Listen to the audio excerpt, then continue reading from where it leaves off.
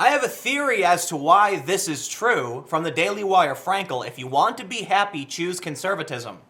I have a theory why this is true. Maybe we should read a little bit of it first. Does leftism preclude happiness? Study after study shows that conservatives tend to be happier than leftists, according to a study. In the Elsevier Journal of Research in Personality, the happiness gap is caused by conservatives expressing more personal control, more responsibility, a more positive outlook on life, and more transcendent moral beliefs. Another study in the Journal of Social Psychology and Personality Science showed that conservatives are happier because they showed more life satisfaction and purpose. Think about a conservative and a liberal. Think about a core social justice cause and the stance the left and the right will take on it. The left is probably going to see something extremely negative, right? There's a really good example going around right now that I've failed to break down. I'm not going to make a video about it, but there are some kids standing around while some Native Americans bang on a drum. When I saw this video, I just saw a kid awkwardly smiling, looking confused, standing on a staircase, and a bunch of other kids laughing and clapping as the Native Americans banged on their drum. I have no idea what happened. I made no assumptions about what was happening. That's it. However, when the left saw this, they claimed it was a bunch of racist white men who were invading an indigenous march. And there were some conservatives saying, clearly, the indigenous people walked up to these young men and banged their drum at them. And I didn't see any of that. I watched the video, and I thought to myself, I have no idea what's going on. And I think that's why you'll find I'm in the center. I don't rush to judgment or make assumptions about what I'm seeing to try and favor one side or the other.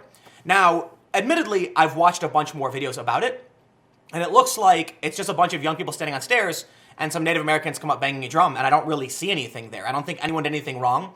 I think the young men are just acting goofy and having a good time, and this was kind of the point a lot of conservatives made.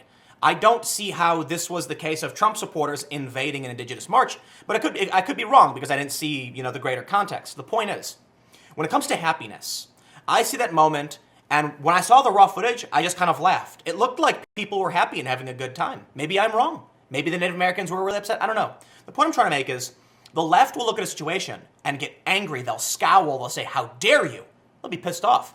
Conservatives will be like, I don't know. It looks like a good time, right? Think about a bigger issue. And this is why I think you'll often see a lot of conservatives push back on the SJWs. Because conservatives will see something and think it's a joke and laugh. The left will get angry about it. I don't think it's that you're more likely to be... How do I phrase it? It's not that being conservative will make you happy. It's that happy people are more likely to be conservative. And there's some other factors I would assume too, right? Like conservatives are more likely to have a family. Family is going to make you happier. Don't get me wrong. Having a family, having kids, it's very, very difficult. But there's maybe the best way to explain it to liberals is having a cat, and you love that cat, and I'm not someone who has kids, but as it was explained to me, amplify that feeling you have towards your dog or cat by 100 times. And that's like having a family. Something you feel responsible for. It gives you passion. It gives you responsibility. It makes you feel satisfied when you do something good. As a single individual, myself, I feel accomplishment when I beat a video game. When I make a video. I like making videos. When I finish a video, I feel good about doing it. But when I'll put it this way, it's hard to accomplish great feats. And as the left tries to increasingly change the world, it becomes harder and harder to accomplish those great feats. And that's why I think the SJW types run amok. Think about having a family. You got your kid to the dentist and you got his teeth taken care of and you feel good. You've done something to protect your family. Think about landing that new promotion at your job, which is a great life feat, but now that means you're going to be able to take care of your kids, you're going to be able to fix that car, go on that vacation, and you're going to give your kids something you never had. It's much easier, in my opinion, to accomplish something for your family than it is to change the world. And then I'm going to make this point too. They say that changing the world starts with yourself. If you can make the world better for just your kids, that will have a huge impact on the world. It's like a butterfly effect. And the left is really they're trying really hard to change greater society, which is very difficult. And so I don't think they'll see the same kind of dopamine. Again, I could be way off on this. I just look at this and I think, I saw this story in the Daily Wire and I'm like, I really, really believe this. Because just outside of the general, outside of the study and everything they're saying in family, just think about what you see when you see when you go online. The right is making jokes and memes and they're laughing the whole time. Trump does something, everyone busts out laughing, the left freaks out. The left isn't making memes. They're terrified of white supremacists and Nazis, and they're going out in protests. And the conservatives are laughing. It's a joke and a game. Who do you think is having a good time? It's not the left. Let's read on. This is evident in everyday life. Of course, there are too many examples from which to choose, from digging up Kevin Hart's old tweets to rioting when a conservative speaker visits a college campus. But a prime example of leftist unhappiness or outrage is the collective reaction to the election of Donald Trump. To this day, they continue to spread delusional lies about how Trump stole the election by somehow colluding with Russia. The Women's March featured Madonna, who publicly threatened to, I'm not even going to say this phrase, she threatened violence against the White House and then claimed it was just an expression. CNN has turned from a left-of-center network into a constant Trump-hating fest. From considering not airing the president's address to the nation last week to running a story on how many scoops of ice cream he ordered. I'll just point out, they were going to air his address because of the ratings, and the 2 scoops thing was meant to be over the top, but that's Jeannie Moos, who is like a silly reporter for CNN. I can understand why people think it's inappropriate because CNN's supposed to be serious.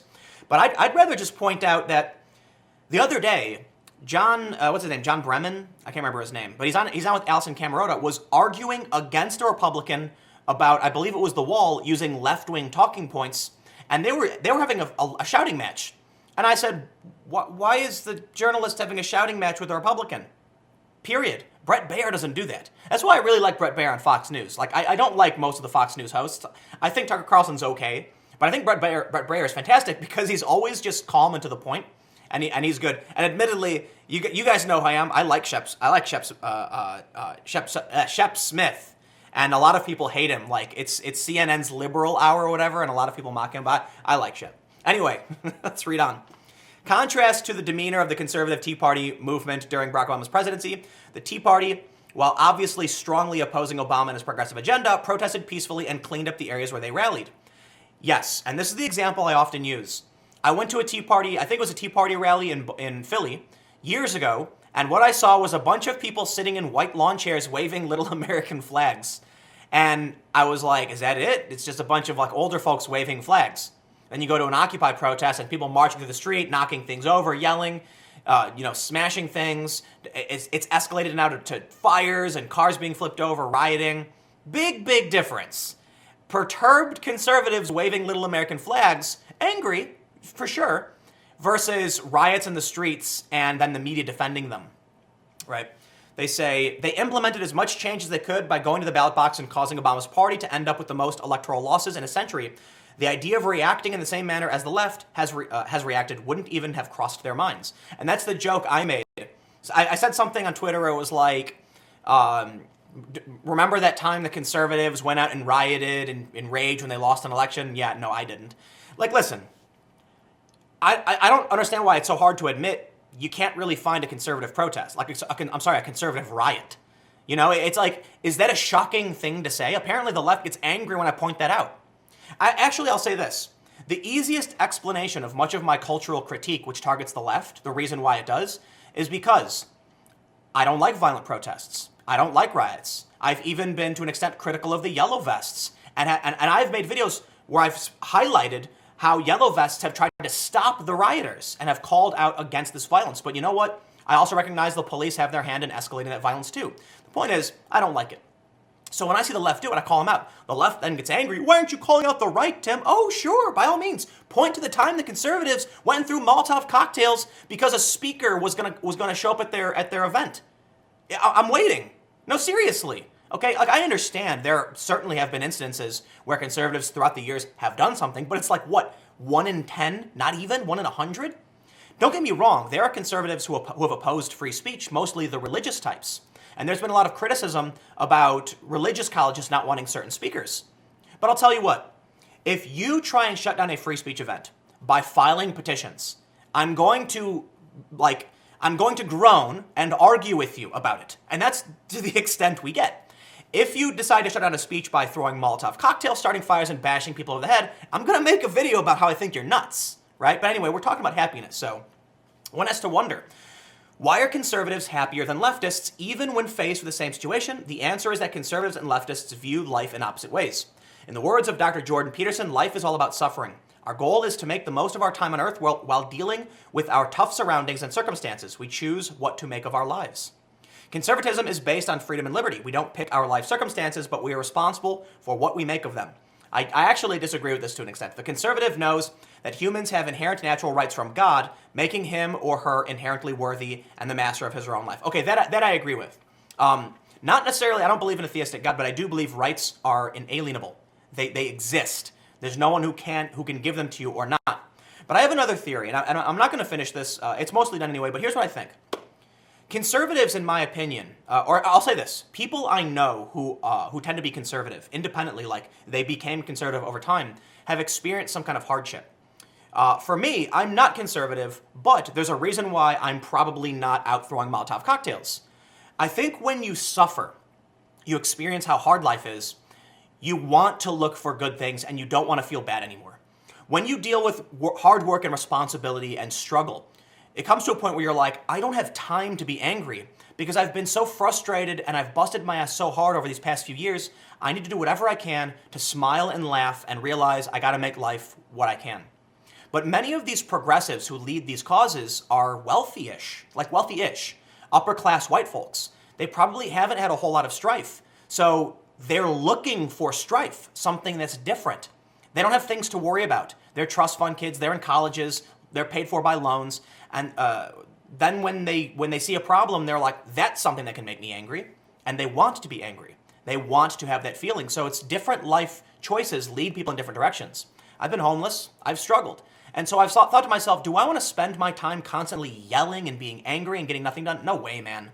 I've felt that pain, I've been through that suffering, I've been through that struggle. I want to look at something and just laugh. Even, if it's mildly offensive, I'll try to be respectable because I want to try and tone things down.